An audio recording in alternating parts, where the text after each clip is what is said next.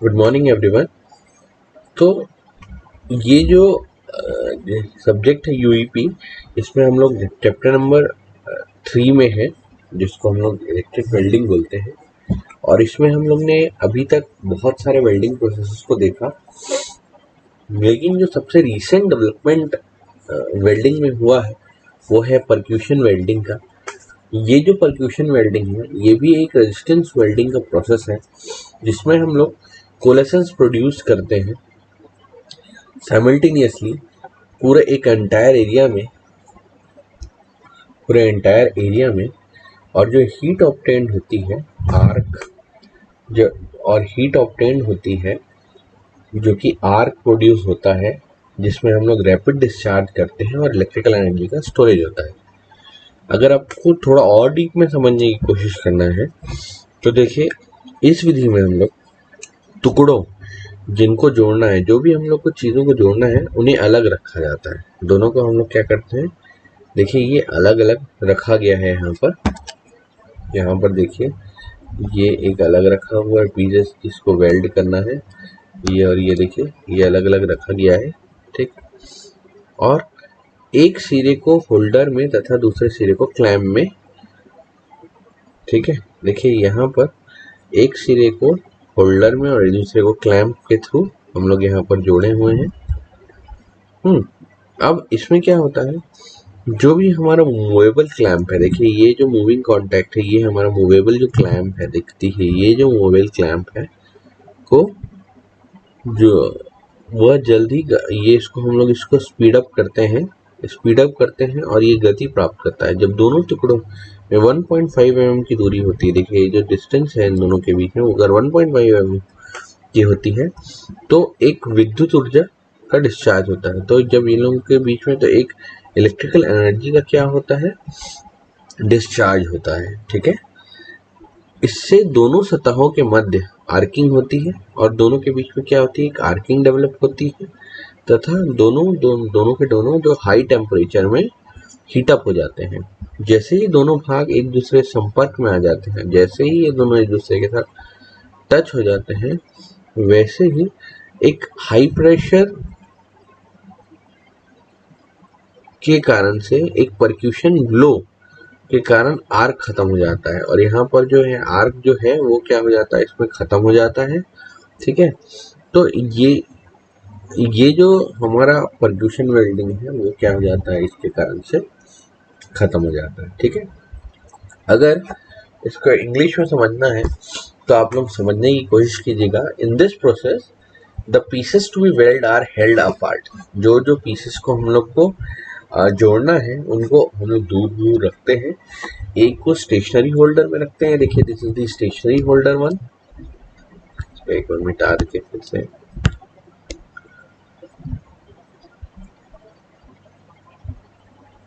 ये जो है हमारा, ये हमारा स्टेशनरी है, स्टेशनरी होल्डर है, और ये हमारा है मूवेबल होल्डर, ठीक है। और दोनों को एक दूसरे के अगेंस्ट हम लोग हैवी स्प्रिंग प्रेशर पे हम लोग दोनों को बैकडअप करते हैं। जब मूवेबल क्लैंप को रिलीज करते हैं, इसको जैसे ही हम लोग रिलीज करेंगे, इसको रिलीज करने से ये इतना रैपिडली मूव करता है, जैसे ही इन दोनों के बीच की जो दूरी है 1.5 mm हो जाती है, तो एक इलेक्ट्रिकल एनर्जी का सडन डिस्चार्ज होता है, जिसके कारण से एक इंटेंस आर्किंग दोनों सरफेसेस के बीच में डेवलप होती है और उस वजह से हीट भी वहाँ पर डेवलप होता है। जैसे ही पीसेस जो है हमारे कांटेक्ट में आते हैं, जैसे ही दोनों पीसेस कांटेक्ट में आते हैं, वैसे ही क्या होता है, उनके बीच में एक फोर्स डेवलप होता है जो कि वेल्डिंग क्रिएट करता है, ठीक है। ये जो वेल्डिंग प्रोसेस है ये किसके सिमिलर है, फ्लैश वेल्डिंग के सिमिलर है और अपसेट वेल्डिंग के भी सिमिलर है। लेकिन इन दोनों के डिफरेंस क्या है, जो पार्ट्स की ज्योमेट्री है और क्रॉस सेक्शन है उसमें थोड़ा सा डिफरेंस हो जाता है। ये थोड़ा सा कॉम्प्लेक्स प्रोसेस है उन दोनों के कंपैरिजन में, ठीक है। इसका एडवांटेज क्या है, ये extremely shallow depth of heating and time cycle, मतलब इसमें बहुत ही लाइट हम लोग को हीटिंग की ज़रूरत पड़ती है और इसका टाइम साइकिल भी बहुत छोटा होता है। ये प्रोसेस जो है ये बहुत फास्ट है, ये ऑलमोस्ट 0.1 सेकेंड देता है और बहुत ही कम हीटिंग इफेक्ट भी क्रिएट करता है। ठीक है, इसमें और एक नोट करने वाली बात क्या है कि ये जो प्रोसेस है परक्यूशन वेल्डिंग का, इसमें सिर्फ 3.2 स्क्वायर सेंटीमीटर स्क्वायर का जो स्मॉल एरिया है उस पे ही हम लोग वेल्डिंग कर सकते हैं। Thin sheets of equivalent area can not be join by this process, और पतली पतली शीट्स इसी एरिया की एक साथ नहीं ज्वाइन किया जा सकता। इसको हम लोग बहुत सारे डिसिमिलर मेटल्स हैं उनको जोड़ने के लिए हम इस प्रोसेस को यूज करते हैं परक्यूशन वेल्डिंग का। इसमें ये बहुत ही ज़्यादा स्पेशलाइज्ड एप्लीकेशन है और ये जो प्रोसेस है वो प्योरली क्या है, ऑटोमेटिक है। जैसे जिन जिन मेटल्स को हम लोग को जोड़ना है वो है कॉपर एलॉयज, एल्यूमिनियम एलॉयज, निकल alloys, low carbon steel, medium carbon steel और स्टेनलेस स्टील जैसे मेटल्स को हम लोग इस परक्यूशन वेल्डिंग के माध्यम से बेसिकली हम लोग जोड़ते हैं। ठीक है, अब ये जो प्रोसेस है, ठीक है, ये वेल्डिंग सेटेलाइट टिप्स को टूल्स को भी जोड़ता है, कॉपर को एल्यूमिनियम के साथ या स्टेनलेस स्टील के साथ, सिल्वर कॉन्टैक्ट को कॉपर के साथ, कास्ट आयरन को स्टील के साथ, लेड इन वायर्स को इलेक्ट्रिकल लैंप्स में और जिंक टू स्टील पे, gold, silver, copper, tungsten, silver tungsten and silver cadmium oxide percussion welded to copper alloys for commonly used for assemblies of electrical contact। तो ये जो basically percussion welding है guys, ये बहुत ही ज़्यादा स्किल्ड और बहुत ही ज़्यादा ऑटोमेटेड वेल्डिंग है, बहुत ही ज़्यादा इम्प्रूव्ड मैकेनिज्म है इसमें हीट भी कम लगता है, इसमें आग भी बहुत कम डेवलप होता है और ये एक बेहतर तरीका है हमारा वेल्डिंग के प्रोसेस के लिए। ठीक है, तो this is what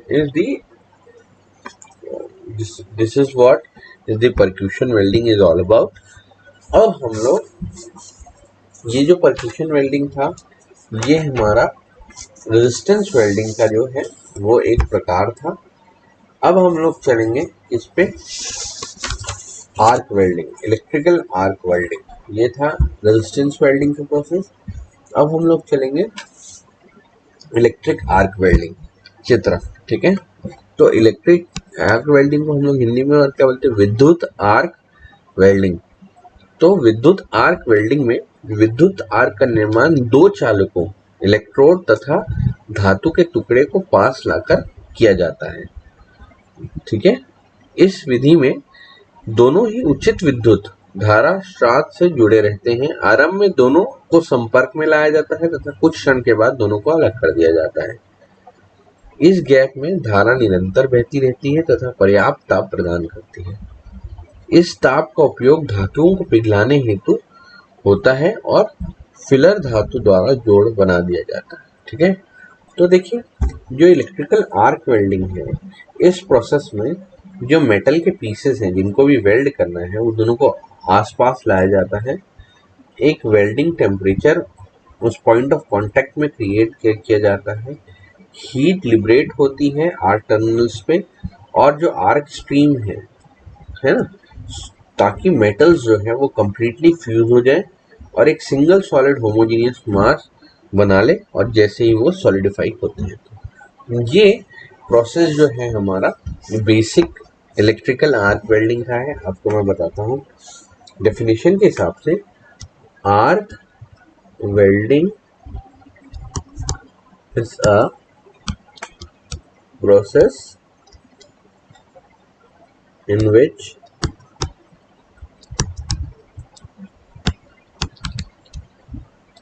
pieces of metal to be welded are brought together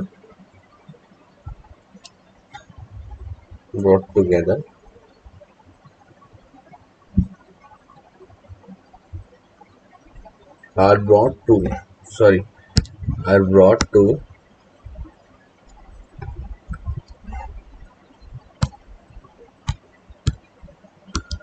are brought to the proper welding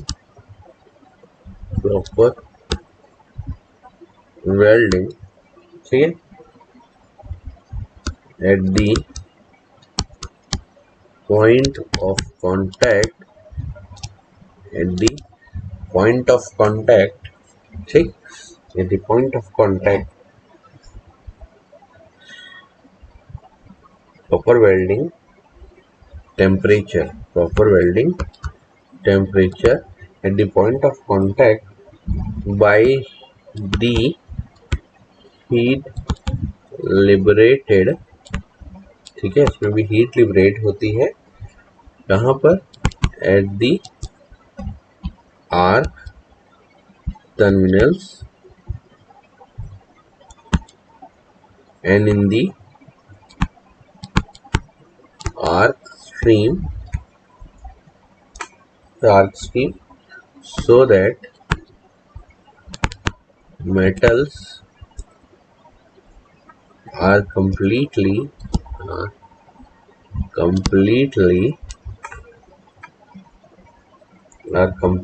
fused into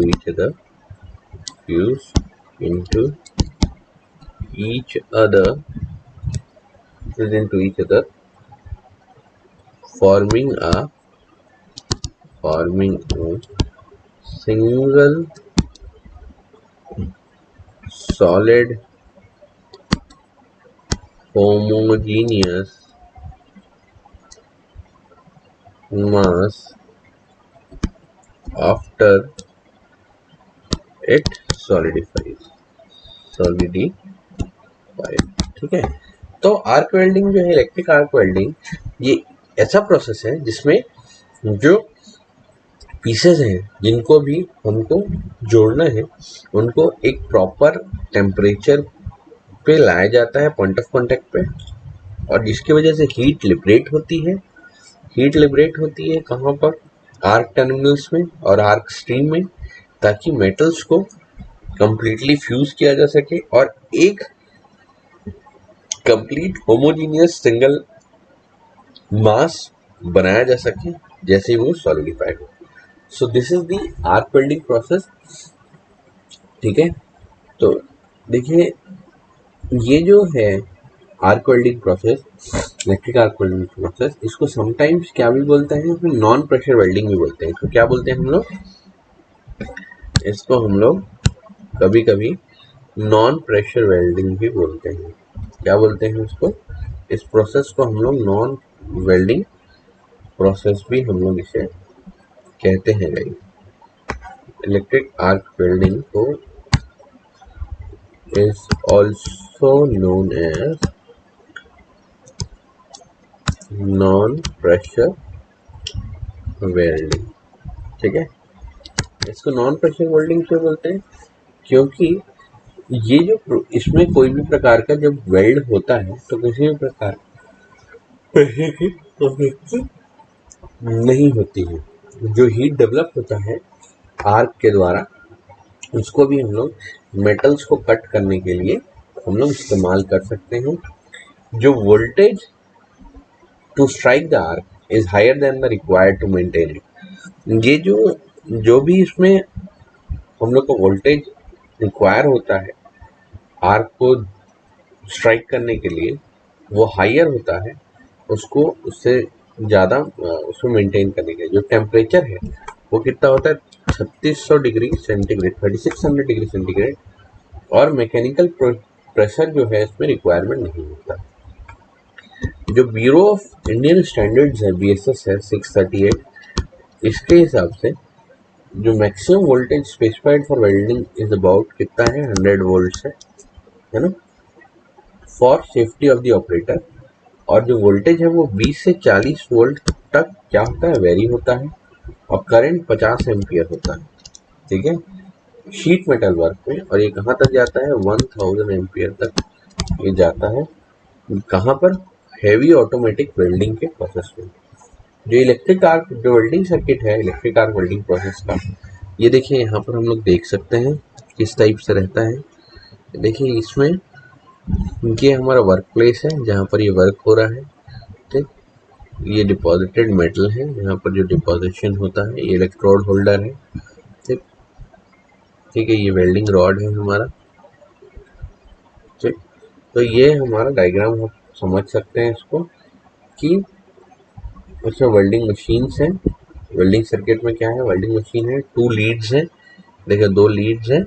फिर इसमें क्या है, 2 इलेक्ट्रोड होल्डर है, एक इलेक्ट्रोड है और एक वर्क इटसेल्फ है। ठीक है, तो ये जो आर्क वेल्डिंग का प्रोसेस है, ये हमारा मेटल पार्ट्स को ज्वाइन करने के लिए, रिपेयर और फ्रैक्चर्ड कास्टिंग्स के लिए, फिलिंग्स के डिपोजिशन ऑफ न्यू मेटल और वॉर्न ऑफ पार्ट्स जो होते हैं उनको भरने के लिए, इन सब चीज़ों के लिए ये जो इलेक्ट्रिक आर्क वेल्डिंग है ये बहुत ज़्यादा इस्तेमाल होता है। और ये जो आर्क वेल्डिंग का प्रोसेस है, इलेक्ट्रिक आर्क वेल्डिंग का, इसमें भी हम लोग के बेसिकली कितने प्रकार हैं, 5 ग्रुप्स होते हैं। पहला होता है कार्बन आर्क वेल्डिंग का प्रोसेस होता है।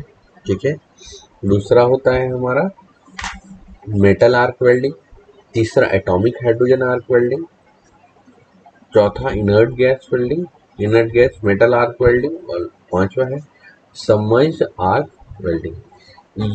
अब हम लोग in the next lecture guys इस वेल्डिंग प्रोसेस को हम लोग धीरे धीरे समझने की कोशिश करेंगे, और सबसे पहले हम लोग देखेंगे कार्बन आर्क वेल्डिंग किस प्रकार से काम करता है। Till then, thank you everyone.